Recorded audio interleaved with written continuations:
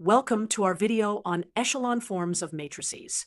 Today, we'll learn about row echelon form and reduced row echelon form, which are crucial concepts in linear algebra.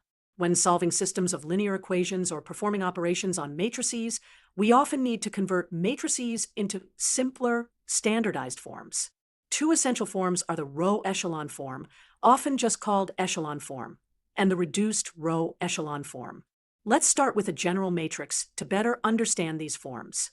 Here's a matrix that is not in any echelon form. We'll use row operations to transform this matrix step by step. Let's now define what makes a matrix in row echelon form. A matrix is in row echelon form if it satisfies three key conditions. First, all non-zero rows are above any rows of all zeros. Second, the leading entry, the first non-zero element of each non-zero row, is to the right of the leading entry of the row above it. And third, all entries below a leading entry are zeros. Let's see an example of a matrix in row echelon form. Notice that this matrix satisfies all our conditions. The pivots or leading entries move to the right as we go down the rows. All entries below the pivots are zeros, and the zero row is at the bottom. Now let's transform our original matrix into row echelon form using elementary row operations. First, we want to make the top left element a pivot. Our first row already has a non-zero entry, but let's create a 1 in the first position. We'll divide the first row by 2. Next, we need to create zeros below our first pivot. We'll subtract 4 times row 1 from row 2 and subtract 3 times row 1 from row 3. Now we need a pivot in the second row. Let's divide row 2 by 2. Finally, we need zeros below our second pivot. For this, we modify row 3 by subtracting 7 times row 2 from row 3. And now our matrix is in row echelon form. Now, let's move on to the reduced row echelon form.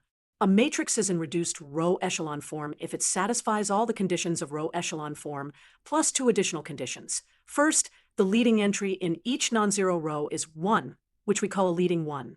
Second, each leading 1 is the only non-zero entry in its column. Here's an example of a matrix in reduced row echelon form. Notice the key differences from row echelon form. Each pivot is a 1, and each pivot column has zeros in all other entries. Let's continue transforming our matrix from row echelon form to reduced row echelon form. We'll start with our matrix in row echelon form. First, we need to create zeros above each pivot. For the third column, we'll add 0.5 times row 3 to row 1.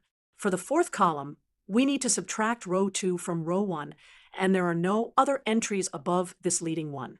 And now our matrix is in reduced row echelon form. Let's compare the two forms side by side. Row echelon form on the left and reduced row echelon form on the right. These forms have many practical applications in linear algebra. Row echelon form is often used for back substitution when solving systems of equations, while reduced row echelon form makes it easier to identify the solutions directly and understand the structure of the system.